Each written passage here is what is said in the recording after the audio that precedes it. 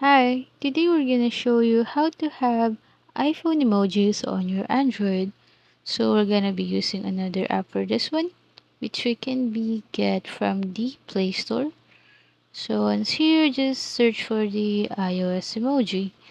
So this one will help you use a somehow similar but not very accurate iPhone emojis. So you can be the judge to it. So just install this one. So since I've got it already, just click open. From here, you just have to make sure that you give it enough permissions so that it can work on your phone.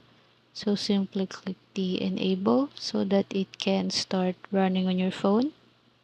Click activate, go back and click the switch to face emoji keyboard so that you will use this one instead of your previous keyboard. So once you've set it, just skip this one and now there you go and you have it. So we can check out the emojis that it has. Let's go back a bit and try it on any platform that uses keyboard. So let's try this one. Click the smiley icon for the emoji.